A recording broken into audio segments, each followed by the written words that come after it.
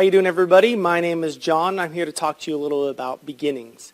The beginning of this year has been a little difficult. Wind and rain have stopped us from meeting. Our beginning here in California, January, February is always cold and rainy. But beginnings can be difficult. They can be exciting. They can be fun. They can be scary too. I'm sure everyone out there can think of a story where their beginning started with one of those few things. But once we get past the beginning, we're going and we work through the process. The process is what we do to get the things that we are doing, whatever that is, done. And as we go through that process and we begin working, our character begins to shine through. I'd be even willing to go as far as saying that the work that we do shows our character. And the same thing is for God. So today I want to talk to you about the beginning, about Genesis, where we see a lot of God's work. God's handiwork is all throughout the Bible. But in the first 2 chapters, we see a whole bunch of God's work. And through that, we can see his character. So the beginning starts. Kind of how I'm going to work this. We're going to go through, and I'm going to just read through the verses. I don't expect you to memorize these verses as you see them. So we'll bring them back up later for whatever we have to go to. Then we're just going to kind of dive into each verse one at a time and just kind of figure it out. So let's begin. In the beginning, God created the heavens and the earth. Now the earth was formless and empty. Darkness was over the surface of the deep, and the Spirit of God was hovering over the waters. And God said, "Let there be light," and there was light. And God saw the light was good, and he separated the light from the darkness. So I want to start off with the first 4 words of that. In the beginning, God. Now, this may seem like strange, it's just 4 things, but one thing we learned from this is before everything, God was. So what do we learn from that? His first characteristic. Remember, God also said that my name is forever. This is my name forever, and you shall call me this from generation to generation. So what is God's first characteristic? He's trustworthy. God has been, and will always be. So any promises that God gives us, they're going to be there forever. We don't have to worry about him not doing anything, disappearing, all of a sudden not being there. God will be, and he will always be. So God is trustworthy. Now the second part of that verse is God created the heavens and the earth. Why is that important? Well, from nothing, God created something. So God is a God who goes through and can take absolutely nothing with nothing to work with, nothing to build from, to create everything. And that's something that we really have to keep in mind, because even if we have nothing, God will still provide for us. Jesus says that God gives care for the birds and the plants, and he's going to care for us also. So that brings us to God's second characteristic. God is caring. He cares what happens to us. He cares what we're going through. He cares about everything that happens in his great world, his great creation. So we can be safe in knowing that God's going to care for us no matter where we are. And then the next part of the verse we go to, now the earth was formless and empty. Darkness was over the surface of the deep, and the Spirit of God was hovering over the waters. Now I want to go and really talk about the first part of this one, where the earth was formless and empty. Now the original Hebrew is tovu vavohu. A better translation would be wild and waste. So a complete and untamed wilderness where devoid of life and unable to support it. One way I've heard of it spoken about is a watery desert or total chaos.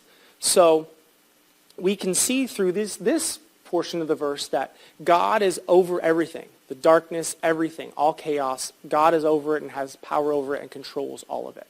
So last part of this I want to bring up, God's Spirit was hovering over the waters. This is where his character comes out.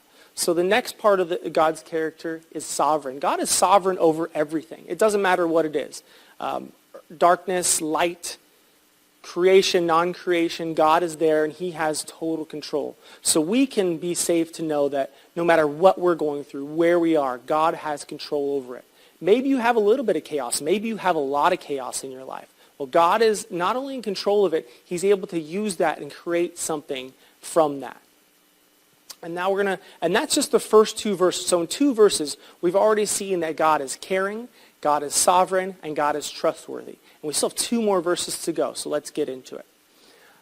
And God said, "Let there be light," and there was light. God saw that the light was good. Now I want to pause here really quickly. This is actually a really important sentence in general. God saw that the light was good. We can replace that with anything, and we see as we go through Genesis, God continues to say it was good. So God says blank was good is a huge sentence, huge not only for the Old Testament, not only for the Bible, but in our lives as well. We'll come back to that later.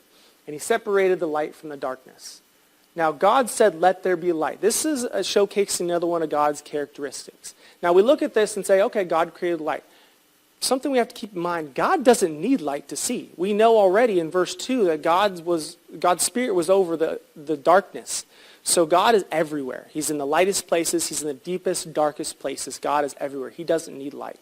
So what was the purpose of the light that he created? It was for us, for his creation.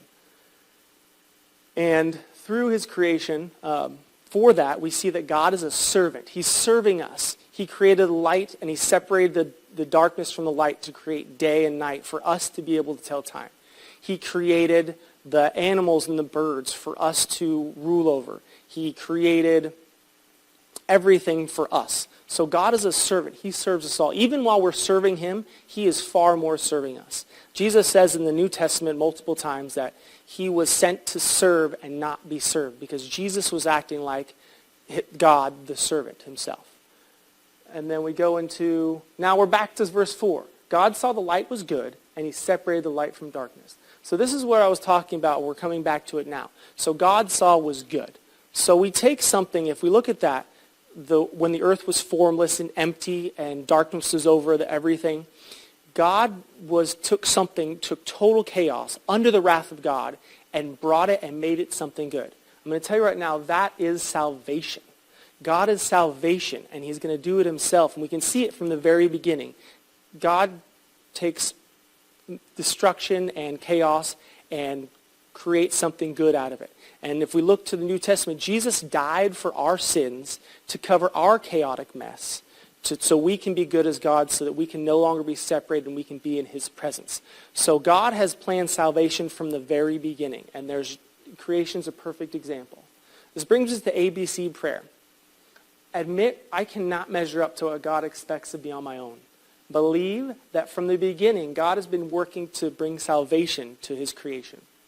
And commit to working to be more like Jesus and serve those around me. So this brings us to our final point. As we're going, Jesus says to them, "My Father is always at his work to this very day, and I too am working." Jesus gave them this answer: "I tell you the truth. The Son can do nothing by himself. He can only do what he sees his Father doing. Because whatever the Father does, the Son does also." So Jesus, all throughout his ministry, is constantly working. He's healing. He's teaching. Just constantly working. So we see that God is always working. God doesn't expect us to do tedious and pointless work. He doesn't want us to just go and pick up rocks and move them from one side of the yard to the other.